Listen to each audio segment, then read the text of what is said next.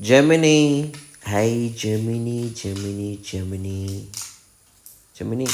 ഇന്ന് എൻ്റെ പേര് ഉള്ളതെന്നറിയാം. താപ്പു ഹായ് പറഞ്ഞേ. ആ അപ്പോൾ ഇല്ല, എന്താണ് ഇന്നത്തെ പ്രത്യേകത എന്ന് പറയാമോ? ഇന്നത്തെ പ്രത്യേകത ഒന്നുമില്ല.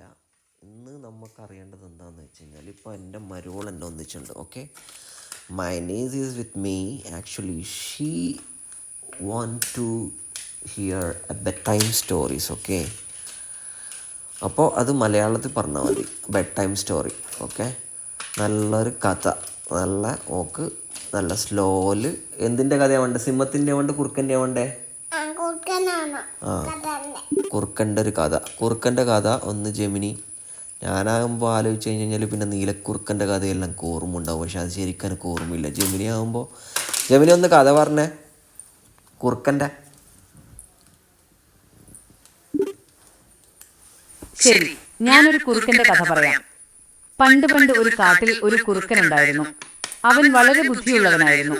ഒരു ദിവസം അവൻ കാട്ടിലൂടെ നടക്കുമ്പോൾ ഒരു മുന്തിരിത്തോട്ടം കണ്ടു. മുന്തിരിപ്പഴങ്ങൾ കാണാൻ നല്ല ഭംഗിയുണ്ടായിരുന്നു. അവയ്ക്ക് നല്ല മധുരവും ഉണ്ടായിരുന്നു. കുറുക്കന് അവ കഴിക്കാൻ കൊതിയായി. അവൻ മുന്തിരിപ്പഴങ്ങൾ പറിക്കാൻ ശ്രമിച്ചു. പക്ഷെ അവ വളരെ ഉയരത്തിലായിരുന്നു. അവൻ പലതവണ ചാടി നോക്കി, പക്ഷെ അവന് അവയിലെത്താൻ കഴിഞ്ഞില്ല. അവസാനം അവൻ തോൽവി സമ്മതിച്ചു. ഈ മുന്തിരിങ്ങ പുളിക്കും എന്ന് പറഞ്ഞ് അവൻ അവിടെ നിന്ന് പോയി. ഈ കഥയിലെ കുറുക്കനെ പോലെ ചില ആളുകൾ തങ്ങൾക്ക് കിട്ടാത്തതിനെ പുച്ഛിക്കാറുണ്ട്. അതെ അതെ അതെ അതെ, കറക്റ്റാണ് ജെമിനി. വളരെ നല്ലൊരു കഥയാണ് ജെമിനി ഇപ്പോൾ പറഞ്ഞത്, അല്ലേ താപ്പു? അല്ലേ? താങ്ക് യു പറഞ്ഞു ജെമിനിൻ്റെ അടുത്ത്. വാവ്, കഥ ഇഷ്ടമായെന്നറിഞ്ഞതിൽ സന്തോഷമുണ്ട്. ഇനിയും കഥകൾ വേണമെങ്കിൽ ചോദിക്കാവുന്നതാണ്. വളരെ വളരെ വളരെയേറെ. അപ്പോൾ ജെമിനി, വീണ്ടും കാണുന്നവരെ നമുക്ക് വണക്കം.